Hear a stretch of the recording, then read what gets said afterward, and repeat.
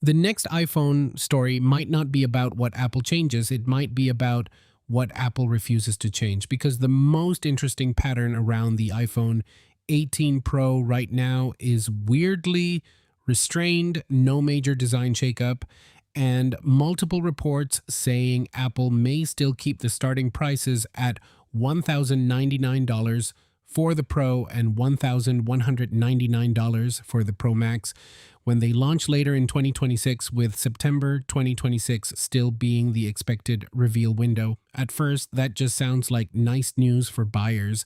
Then you zoom out a little. DRAM and NAND prices have been climbing because companies building AI server infrastructure are driving up demand for memory and storage components.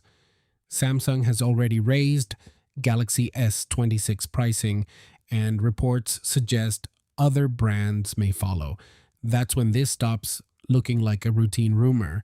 That doesn't look accidental. Ming-Chi Kuo says Apple's pricing on the $599 iPhone 17e and the $599 MacBook Neo strongly suggests the company wants to hold the line on iPhone 18 Pro pricing too. He actually made that point back in January, saying Apple would try to avoid raising prices as much as possible, even while paying more for components. What caught my attention wasn't just the prediction, it was the logic behind it. Quo's read is that Apple wants to use the chaos in the memory market to its advantage, secure supply, absorb the higher costs, and gain market share, while competitors are forced to either raise prices or cut specs. In other words, Apple's costs aren't staying flat. Apple is just trying not to make that your problem. What this tells me is Apple may be treating price stability as a competitive feature, and honestly, that's a pretty strong move if they can pull it off. Jeff Pugh of GF Securities lands in basically the same place. In a February 2026 research note obtained by McRumors and highlighted by The Independent, Pugh said the iPhone 18 Pro and Pro Max could keep the same or similar pricing by focusing on cost management. He also said Apple had been negotiating with Samsung and SK Hynix for what he called favorable memory chip deals, while also trying to bring down the cost of other parts like the camera and display. So this isn't one analyst freelancing on a theory. There are separate reports pointing in the same direction. Now, to be fair, holding prices steady while component costs rise is not some magical trick. Quo notes that Apple negotiates memory pricing quarterly instead of every 6 months. That gives Apple more flexibility, but it also gives Apple more exposure when prices swing the wrong way. And there may already be signs of that pressure. Last week, Apple removed the 512GB memory upgrade option on the Mac Studio, so the machine now maxes out at 256GB. On the high-end M3 Ultra model, the jump from 96 gigabytes to 256 gigabytes also went from $1,600 to $2,000. At first, that sounds like one of those very niche Mac configuration changes that only 5 people and one Reddit thread will notice. But this is the part that changes the context. If Apple is willing to tighten options and raise pricing on a Mac memory tier while trying to protect iPhone Pro pricing, that suggests the company is being selective about where it absorbs cost and where it passes cost through. From a strategic standpoint, that's not inconsistency, that's prioritization. And the priority appears pretty clear: protect the iPhone, especially the Pro iPhone. Now, let's get to the part that will annoy spec sheet romantics a little. According to the leaker Fixed Focus Digital on Weibo, the iPhone 18 lineup won't see significant design changes. The claim is that because the iPhone 17 lineup delivered strong sales, Apple likely won't make major changes to the appearance of the iPhone 18 models. At first, that sounds boring, maybe even disappointingly boring, but then the history makes it make more sense. The iPhone 17 Pro already got a major redesign after 2 years of the iPhone 15 Pro, and iPhone 16 Pro largely keeping the same design. Before that, the iPhone 12 Pro, 13 Pro, and 14 Pro also mostly shared the same look, and even earlier, the iPhone 10, iPhone XS, and iPhone 11 Pro followed a similar pattern. So, successive year-over-year flagship redesigns would be unusual for Apple. The clearer pattern here is Apple redesigns, then rides that design for a while. If the iPhone 17 line really sold well, Apple has very little reason to burn another full visual reset 1 year later. Online discourse optimizes for fresh looks every year. High sales usually suggest mainstream buyers are more comfortable with familiarity, predictability, and obvious improvement inside a shape they already know.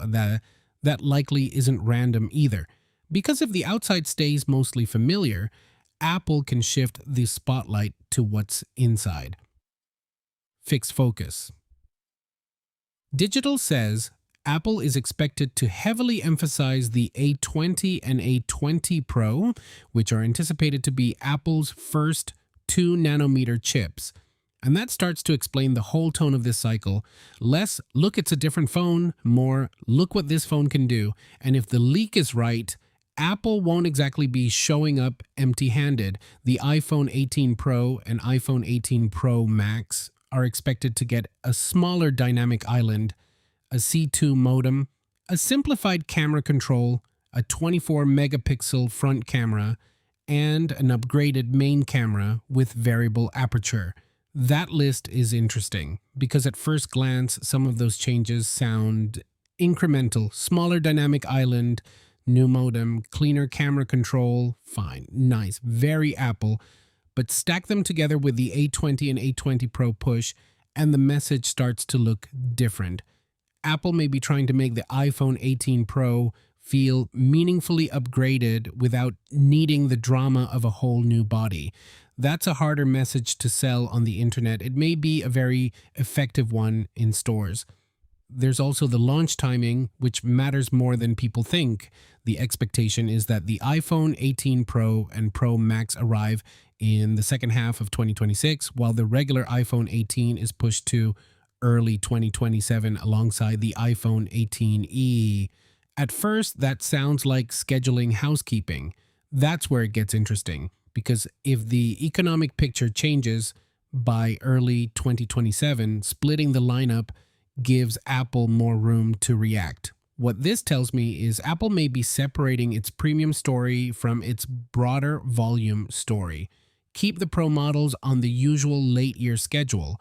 Protect pricing there, then deal with the regular iPhone 18 later when component costs, consumer demand, or broader market conditions may look different. That's not just product planning, that's timing as strategy. And then there's the wild card, the folding iPhone, not confirmed, still rumor territory, but the momentum around it is clearly building. Reports suggest a fold could also arrive in the second half of 2026, and if it does, it obviously won't be a price increase from a previous folding iPhone because there wasn't a previous folding iPhone. Helpful little detail. What we do have is pricing chatter. The most expensive current iPhone is the iPhone 17 Pro Max with 2 terabytes of storage at $1,999.